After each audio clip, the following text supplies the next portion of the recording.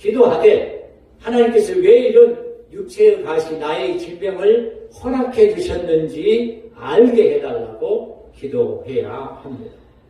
뿐만 아니라 이 가시를 압도할, 그 가시가 아무리 크다 할지라도 그것을 능가하고 압도할 하나님의 능력을 의지하게 해달라고 기도해야 된다 하는 것입니다. 오늘 이제 우리가 읽은 본문이 고린도후서 12장 말씀입니다. 이 고린도후서를 기록한 분은 우리가 사도 바울로 알고 있는 분입니다. 여러분, 바울은 원래 예수님의 12제자에는 속하지 않았던 분입니다. 그래서 당시에 이 바울을 향해서 가장 집중적인 공격과 의문은 그가 사도냐 하는 공격이었습니다. 사도도 아닌데 예수님께서 지명하신, 선택해서 부르신 12사도에 포함되지도 않았는데 왜 저러고 다니는가에 대한 공격이 항상 있었고, 또 그런 의구심으로 사도 바울의 사역을 상당히 위축시키고 또 때로는 방해하는 그런 일들이 있었습니다. 사도 바울은 신약 성경 27권 가운데 13권이나 기록하신 분인데, 그 사도 바울이 쓴 13권의 성경들의 시작하는 부분을 자세히 보시면 두 가지로 자신을 표현합니다. 예수 그리스도의 종이라는 표현과 예수 그리스도의 사도라고 하는 표현입니다. 오늘 이 고린도 전서나 후서에 보시면 예수 그리스도의 사도라고 하는 표현으로 시작하고 있습니다. 그러니까 이 고린도 교회 안에도 사도 바울의 사도성에 대해서 여전히 의심하고 또 공격하는 사람들이 있었다 하는 것입니다. 그래서 사도 바울은 자신이 예수 그리스도의 사도라고 하는 사실을 항상 강조를 하는데, 고린도후서 12장 1절 이하에 보시면 사도 바울이 자신이 왜 사도이고, 그리고 사도로서의 또 사역을 함에 있어서 많은 사람들이 때로는 공격하고 있는 어떤 하나의 약점에 대해서, 그것이 왜 자기에게 지금 주어져 있고 어떤 이유로 하나님께서 그런 약점을 자기에게 주셨는지를 설명하는 본문이 오늘 본문입니다. 여러분, 고린도후서 12장 2절에 보면 14년 전에 셋째 하늘로 올라간 한 사람을 소개하고 있는데, 이 사람이 바로 자신입니다. 사도 바울이 자기 자신에 대해서 설명을 하고 있는 거예요. 이 고린도후서를 기록할 때 시점으로부터 14년 전에 셋째 하늘로 올라갔다 하는 것입니다. 여기 셋째 하늘은 천국을 가리키는 것입니다. 천국에 올라가서 정말 하나님으로부터 말할 수 없는 그런 메시지들을 들었다는 것이 이제 바울이 자기를 소개하는 내용입니다.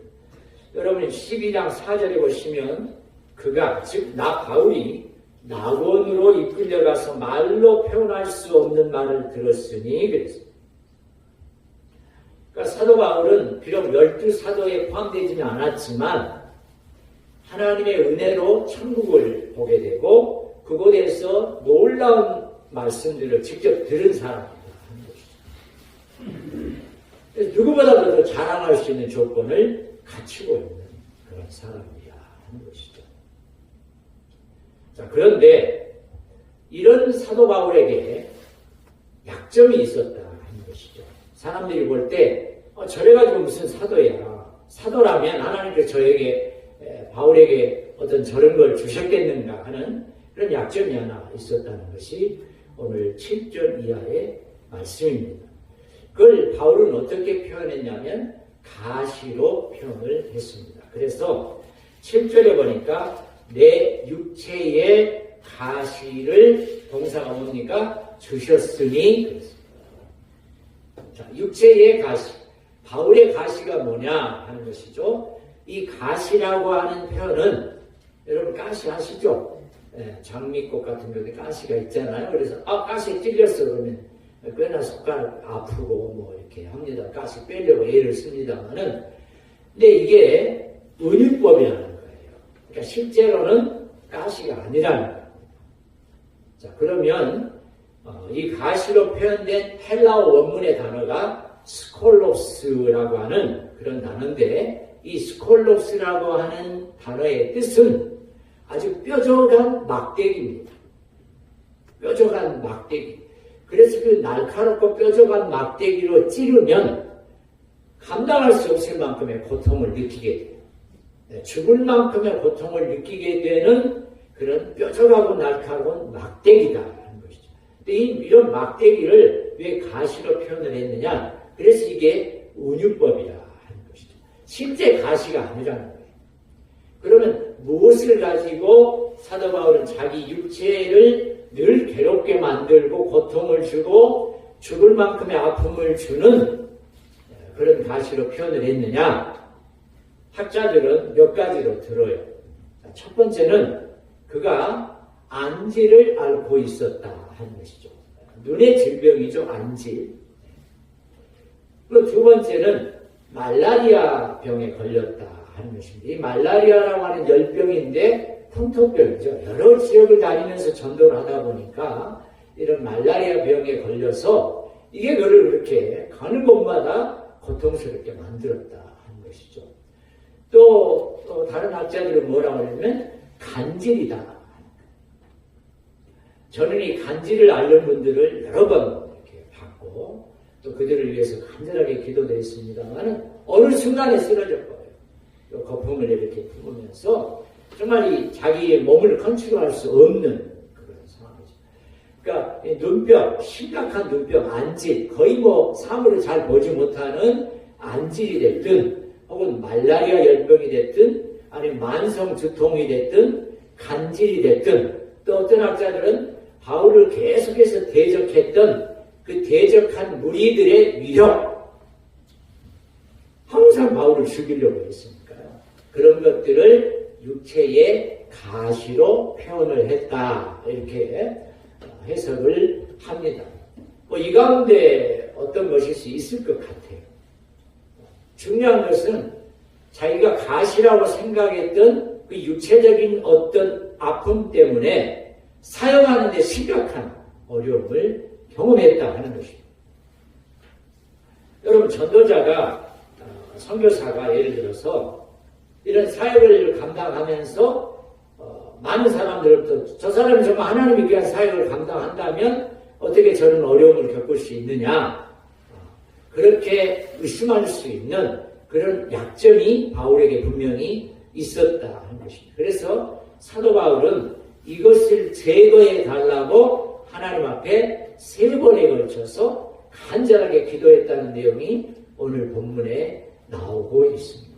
그러니까 사도 바울이 생각했을 때 저에게 이런 가시가 없다면 이런 아픔이 없다면 훨씬 더 효과적으로 제가 사역할 수 있을 텐데 하나님 제발 좀 이 병을 고쳐주십시오. 저희 이 문제를 좀 해결해 달라고 마치 예수님께서 겟세마네 동산에서 아버지여 할만하시거든 이 잔을 내게서 옮기시옵소서라고 3번에 걸쳐서 간절하게 땀이 땅에 떨어지는 핏방울처럼 기도하셨듯이 사도 바울도 기도했다 하는 것입니다.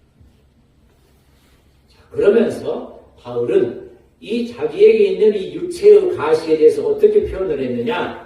사탄의 사자라 이렇게 표현을 하고 있습니다. 그러니까 하나님께서 자신에게 주셨지만 이런 육체의 아픔과 이 고통과 가시를 주셨지만 바울이 볼 때는 이것은 사탄의 사자가 한 일이라는 것을 지금 설명을 하고 있는 것입니다. 그럼 바울은 어떤 배경을 가지고 이런 표현을 썼을까 하는 것이죠. 자, 우리 모두 욥기 1장 6절을 한번 보도록 하겠습니다. 이 욥기 1장 6절 이하는요, 하나님의 어전회의로 알려져 있는 유명한 본문입니다. 자, 보니까 6절에 보니까 하루는 하나님의 아들들이 와서 여호와 앞에 섰고 사탄도 그들 가운데 온지라 그랬습니다. 하나님의 어전회의가 지금 열리고 있는데 마치 임금님 앞에 신하들이 모여있는 것 같은 것인데 하나님의 아들들은 당연히 여기 있어야 되는 것인데 사탄도 그 자리에 왔다는 것입니다. 그래서 하나님께서 사탄에게 말씀하셨다는 거예요. 네가 어디에서 왔느냐 이렇게 물으니까 사탄이 여호와께 대답하여 이르되 땅을 두루더라 여기저기 다녀왔나이다 그랬어요. 여러분 사탄은요 신약성경에 보면 우는 사자와 같이 두루 다니며 삼킬 자를 찾나니 그랬어요. 지금 이 시대에도 이 사탄 다른 말로 마귀 뱀 용 요한계시록에 설명되고 있는 이 사단 마귀는 지금도 우는 사자와 같이 두루 다니면서 유혹하고 넘어뜨릴 사람들을 찾고 있다. 네가 나의 종 욥을 주목해서 봤느냐? 욥처럼 온전하고 정직하고 하나님을 경외하고 악에서 떠난 자가 없다라고 이렇게 말씀을 하니까 사탄이 어찌 까닭없이 하나님을 경외하겠습니까? 다 이유가 있는 것입니다. 하나님께서 욥에게 너무나 많은 것들을 주셨기 때문에 넘치도록 풍족하게 채워주셨기 때문에 욥이 하나님을 경외하는 것이지 욥에게 있는 그 모든 것을 다 빼앗아 버리면 욥이 하나님을 원망할 것입니다. 그런 이야기를 하고 있습니다. 그래서 12절, 자 우리 12절 같이 한번 읽습니다. 욥기 1장 12절입니다. 시작. 여호와께서 사탄에게 이르시되 내가 그의 소유물을 다 내 손에 맡기노라. 다만 그의 몸에는 내 손을 대지 말지니라. 사탄이 곧 여호와 앞에서 물러가니라. 사탄에게 욥을 시험할 수 있도록 하셨는데 한계를 정해주셨다 하는 것입니다. 마치 그와 같이 사도 바울도 하나님께서 사탄을 통해서 자기에게 육체의 아픔, 가시, 고통을 주셨지만 하나님의 특별한 보호 속에, 목적 속에 이런 일을 허락하셨다. 하나님이 사도 바울을 미워서 질병을 주신 게 아니라는 것이죠. 가시를 주신 게 아니라는 것입니다. 특별한 목적을 가지고 하나님이 저와 여러분이 미워서 어떤 질병을 주신 게 아니라는 것입니다. 자, 그러면 어떤 목적 하에서 그렇게 바울이 좀 없게 해달라고 제거해달라고 3번이나 기도할 정도의 아픔을 주셨는가 하는 것이죠. 바울이 그것을 설명하고 있어요. 우리가 읽었던 고린도후서 12장 7절에 보니까 여러 계시를 받은 것이 지극히 크므로 너무 자만하지 않게 하시려고. 결국은 사도 바울이 해석하는 게 뭐냐면 하나님께서 내가 너무 교만할까 봐. 왜? 여러 계시를 받은 것이 너무 크기 때문에. 다른 사람들은 경험할 수 없는, 상상할 수 없는 그런 놀라운 그런 계시들을 내가 다 받았고 경험했다는 것이죠. 여러분, 사도 바울은 원래 예수 믿는 사람들을 체포해가지고 그들을 죽이도록 하기 위해서 다메섹까지, 예루살렘에서 다메섹까지 500km 정도 돼요. 오늘날 시각이 아니라 2000년 상황으로 돌아가 보면 500km, 쉬운 거리가 아니잖아. 몇 날 며칠을 눈에 살기가 등등해가지고 예수 믿는 사람을 잡으러 갔던 건데 다메섹 근처에 이르러서 부활하신 주님을 만나게 된 거예요. 사울아 사울아 네가 왜 나를 핍박하느냐 박해하느냐. 주님의 음성을 직접 들었고 그의 눈에 비늘 같은 것이 벗겨지고 부활하신 주님을 만났어요. 그 보통 사람이 경험할 수 없는 경험을 사도 바울은 한 것입니다. 또 신약 성경 13권을 직접 저술할 만큼 하나님의 계시를 많이 들었던 사람이죠. 충분히 교만하신 12사도에 비해서 그들에게 전혀 드리지 않는 오히려 그들보다 낫다라고 자신이야말로 정말 지적적인 사도라고 말할 수 있을 만큼 그렇게 자랑하고 교만할 수 있는 여건을 갖추고 있습니다. 바울도 인간이다 보니까 얼마든지 그런 유혹에 넘어갈 수 있습니다. 한국 교회를 대표하는 목사님들 중에, 영적 지도자들 중에 정말 겸손하게 초심에서 출발했다가 나중에 거만해져서 넘어진 분들이 한두 분 많죠. 우리 인간에게 그런 참 내재적인 교만의 씨앗들이 늘 있는 것 같아요. 그래서 교만하지 않도록, 겸손하도록, 하나님만 의지하도록 하나님께서 그런 육체의 가시를 허락하셨다, 주셨다라고 사도 바울이 지금 고백하고 있는 것입니다. 그렇지만 어쨌든 자기가 너무나 힘들었기 때문에 아까도 말씀드렸습니다만 하나님 이 가시가 제게 없다면 제가 훨씬 더 효과적으로 선교하고 전도하고 더 많은 열매를 맺을 수 있겠습니다라고 생각을 해서 하나님께 3번에 걸쳐서 기도했는데 하나님의 답입니다. 9절에 보니까 내 은혜가 내게 족하다. 너에게 지금 그 육체의 가시가 있기 때문에 나의 뜻을 온전히 이룰 수 있다라고 지금 설명하고 있는 것입니다. 그것이 너에게는 가장 적합하고 친분하다라고 말씀하고 있는 것이죠. 그러면서 9절에 하나님이 내 능력이 약한 데서 온전해진다. 따라해서 하나님의 능력. 여러분, 우리는 능력이 없어도 하나님의 능력이 있으면 충분하다.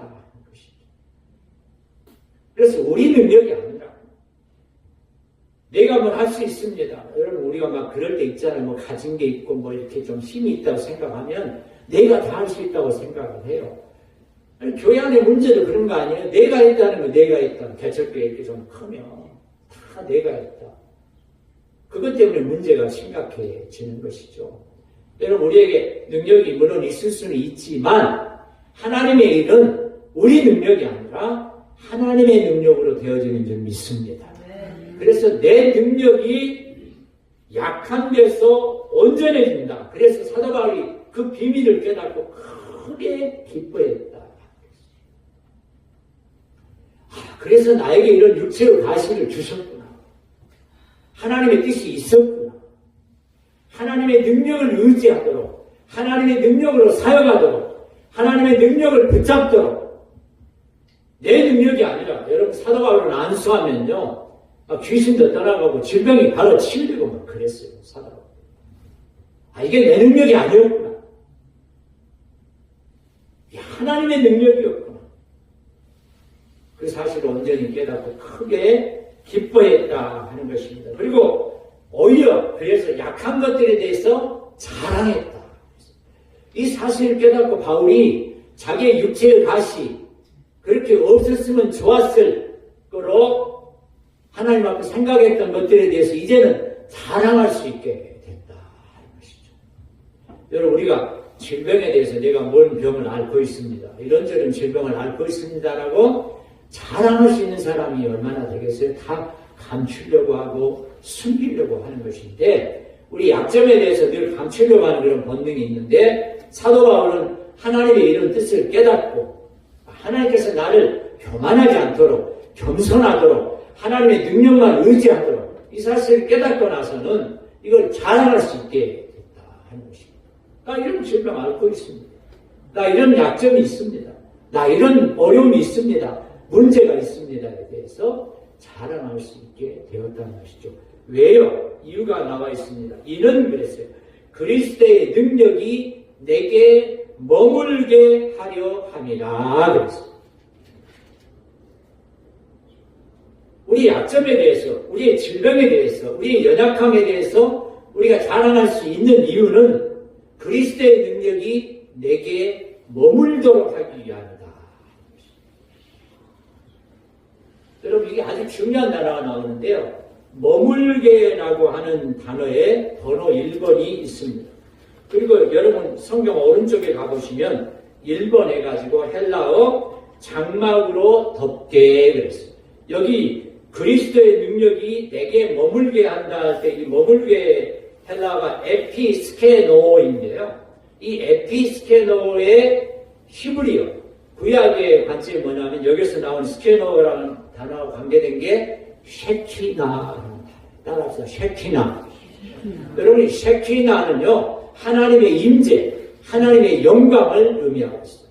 그래서 구약시대의 성막에, 하나님의 성전에 셰키나의 영광이 임한 거예요. 하나님의 영광, 하나님의 임재가 성막에 가득했다, 성전에 가득했다가 바로 에피스케네고. 그래서 내가 이제는 나의 약점, 나의 가시, 나의 연약함, 나의 질병에 대해서 이제는 자랑할 수 있음은 하나님의 영광스러운 임재가 나를 온전히 덮도록 한다.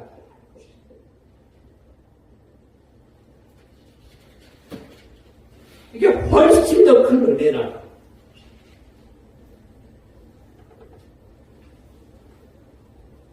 이는 그리스도의 능력이 내게 머물도록 하려 함이라 한 것이죠.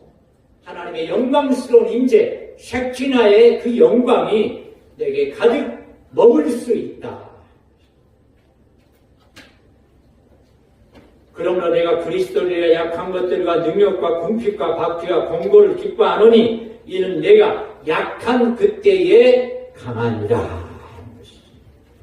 그래서 이제는 그 모든 약한 것들, 또 능력받고 궁핍하고 박해받고 공고받는 것도 내가 이제는 기뻐할 수 있다는 것입니다. 하나님 왜 제게 이런 어려움을 주십니까? 원망하고 불평하는 것이 아니라 오히려 기뻐할 수 있다. 왜요? 이럴 때 내가 박해받을 때, 궁핍할 때, 공고할 때, 어려울 때 하나님의 능력이 더 강하게 역사하시기 때문에 오히려 자랑하고 기뻐하고 감사할 수 있다. 여러분 생각해보면 우리가 건강할 때 하나님에 대한 우리의 마음, 의지하는 것, 건강할 때도 전적으로 의지하고 신뢰하면 얼마나 좋겠어요? 사실은 건강할 때는 건강 주신 것에 대해서도 별로 감사하지 못하고 그냥 내 열심으로 새벽기도 다니고 헌금 드리고 교회 봉사하고 그렇게 우리가 살아왔잖아요. 이렇게 연약한 부분이 또 생기고 질병을 앓다 보니까 이게 그동안 감사하지 못했던 것에 대해서도 회개하게 되고 내가 너무 나 자신의 능력으로 살아왔던 게 아닌가. 전적으로 내가 하나님 의지하고 하나님 능력이 내 안에서 역사를 해야 될 텐데 그러지 못한 것을 돌아보게 되는 거예요.